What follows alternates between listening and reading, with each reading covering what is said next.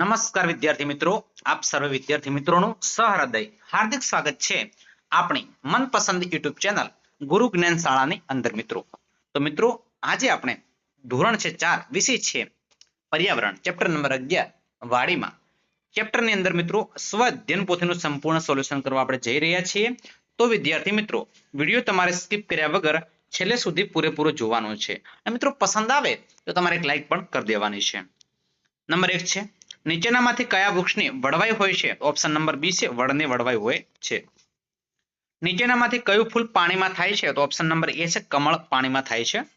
Number 3 છે કયા ફૂલનો ઉપયોગ ગુલકંદ બનાવવામાં થાય છે? તો ગુલાબ આવશે.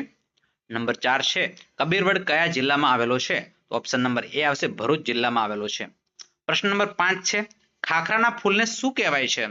તો મિત્રો કેસુડો કહેવાય છે. નંબર 6 છે સામાન્ય રીતે વનસ્પતિનો કયો ભાગ જમીનની અંદર હોય છે? ઓપ્શન નંબર એ છે મૂળ હોય છે. નંબર 7 છે નીચેનામાંથી કઈ શાકભાજીના મૂળનો ઉપયોગ ખોરાક તરીકે થાય છે? તો ઓપ્શન નંબર સી છે ગાજર છે. નંબર 8 છે પતંગિયું છોડના કયા ભાગ તરફ આકર્ષાય છે? તો ઓપ્શન નંબર સી આવશે ફૂલ તરફ આકર્ષાય છે. નંબર 9 છે નીચેનામાંથી કયા વૃક્ષના મૂળ જમીનની અંદર અને બહાર જોવા મળે છે? ઓપ્શન નંબર ડી આવશે.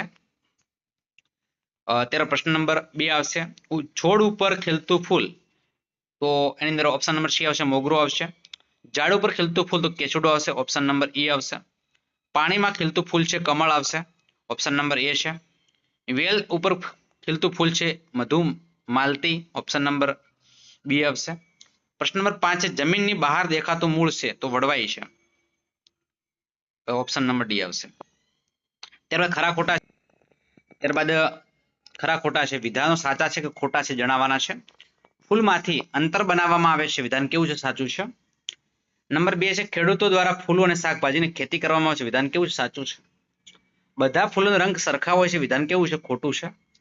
નંબર 4 છે વડના મૂળ જમીનની અંદર હોતા નથી, વિધાન કેવું છે? ખોટું છે. નંબર 5 છે ફૂલોને તેમની સુંદર સુગંધ પરથી ઓળખી શકાય છે, વિધાન કેવું છે? સાચું છે. લીમડાના ફૂલનો રસ કાઢીને પીવામાં આવે છે, વિધાન કેવું? સાચું છે. નંબર 7 છે કળીમાં રહેતી પાંખડીઓ બિડાયેલી હોતી નથી, વિધાન કેવું છે? ખોટું છે. કેસુડાનો ઉપયોગ રંગ બનાવવા માટે થાય છે, વિધાન કેવું છે? સાચું છે. એના પછી વર્ગીકરણ છે તો શાકભાજીમાં અને ફૂલમાં તો બટાટા છે, દૂધી છે, ભીંડા છે, ગાજર છે, કોળું છે. આ શાકભાજીમાં આવશે. ફૂલ છે તો ગુલાબ છે, ગલગોટો છે, ચંપો છે, જાસૂદ છે અને કમળ છે. એ મિત્રો શેમાં આવશે? ફૂલમાં આવશે. પ્રશ્ન નંબર 5 છે નીચેના પ્રશ્નોના જવાબ આપવાના છે. તમે કયા કયા ફૂલો જોયા છે? તો મેં ગુલાબ છે, મોગરો છે, જાસૂદ છે, કરણ છે, ગલગોટો છે, કમળ છે, જુઈ છે, ચંપો છે વગેરે ફૂલો જોયા છે. નંબર 2 જમીનની અંદર થતી શાકભાજીના નામ લખો. તો બટાટા છે, મૂળા છે, ગાજર છે, બીટ છે, ડુંગળી છે, લસણ છે, આદુ છે વગેરે છે. જમીનની બહાર થતી શાકભાજીના નામ લખો. તો જમીનની બહાર થતી શાકભાજી રીંગણ છે, ટામેટા છે, દૂધી છે, તુરિયા છે, કારેલા છે, કોબીજ છે, ફ્લાવર છે, ભીંડા છે, ગવાર છે વગેરે છે. નંબર 4 છે તમારા ઘર અથવા શાળામાં ફૂલોનો ઉપયોગ ક્યાં ક્યાં થાય છે? તો ઘરમાં ભગવાનની પૂજા કરવામાં, જ્યારે શાળામાં પૂજા તથા વર્ગ સુશોભનમાં ફૂલનો ઉપયોગ થાય છે. નંબર 5 છે તમારા ઘરમાં ફૂલ અથવા છોડની છાપનું ચિત્ર કઈ કઈ વસ્તુ પર જોવા મળે છે? તો મારા ઘરમાં ફૂલ અથવા છોડની છાપનું ચિત્ર આંચોળ છે, ગાલીચા છે, બારીના પડદા છે, દિવાલ છે પરથી ડિઝાઇન છે. નંબર 6 છે તમારી શાળામાં ફૂલનો છોડ છે અને કયા કયા છે? તો મારી શાળામાં ઘણા બધા ફૂલ છોડ છે, જેમાં ગુલાબ છે, કરણ છે, મોગરો છે, ચંપો છે, જાસૂદ છે, ગલગોટો છે, જુઈ છે, બારમાસી છે વગેરે ફૂલો જોવા મળે છે. પ્રશ્ન નંબર 6 છે પ્રશ્નનો જવાબ લખો. સુશોભન માટે વપરાતા ફૂલોના નામ છે. સુશોભન માટે ગુલાબ છે, ગલગોટો છે, જાસૂદ છે, ચંપા છે, કરણ છે, મોગરો છે ફૂલોના ઉપયોગ થાય છે. એના પછી મિત્રો પ્રશ્ન નંબર 2 છે તમે ફૂલોને કયા કયા ઉગેલા જોયા છે? મેં ફૂલોને શાળામાં, મેદાનમાં, બગીચામાં, મારા ઘરના ફળિયામાં, મારા ખેતરમાં ઉગેલા જોયા છે. એના પછી મિત્રો નેક્સ્ટ કડવો સ્વાદ ધરાવતા શાકભાજીનું નામ લખો. તો મિત્રો કડવો સ્વાદ ધરાવતા શાકભાજી છે કારેલા છે, મેથી છે અને કટોલા. આપણે કયા કયા મૂળનો ઉપયોગ ખોરાકમાં કરીએ છીએ? તો આપણે ગાજર છે, મૂળા છે, બીટ છે, શક્કરિયા છે, આદુ છે વગેરેનો ઉપયોગ કરીએ છીએ. નંબર 5 છે વડવાઈ એટલે શું? તમે એનો શું ઉપયોગ કરો છો? તો વડવાઈ એ વડના મૂળ છે. અમે વડવાઈએ લટકીને હિંચકા ખાઈએ છીએ. પ્રોજેક્ટ વર્ક આપણે જોવાનો છે અહીંયા. બરાબર છે. શું બંને છોડ પર પાંદડા ઉગેલા જોઈ શકાય છે? તો હા. કોઈ છોડ પર કળી કે ફૂલ બેઠેલા જો દેખાય છે? તો કે હા. બંને પૈકી કયા છોડનો વિકાસ વધુ છે? તો માટીવાળા. કયા છોડના કુંડામાં પાણીનું શોષણ વધુ જોવા મળ્યું છે? તો માટીવાળા. પ્રશ્ન નંબર 8 છે. બગીચામાં ફૂલો ન તોડવો એવું શા માટે લખેલું હોય છે? તો ફૂલો બગીચાની શોભા છે.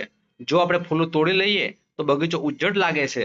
આથી લોકો ફૂલો ન તોડે એટલા માટે ફૂલો ન તોડવા એવું લખાયેલું હોય છે. વૃક્ષો આપણે કેવી રીતે ઉપયોગી છે? તો વૃક્ષો આપણને ઘણી રીતે ઉપયોગી છે. જે આપણને છાયો આપે છે, ફળ ફૂલ આપે છે, વરસાદ લાવવા મદદરૂપ થાય છે, વાતાવરણ ઠંડુ રાખે છે, ઓક્સિજન આપે છે. પવન અને ભારે વરસાદ શા માટે પડી જતા નથી?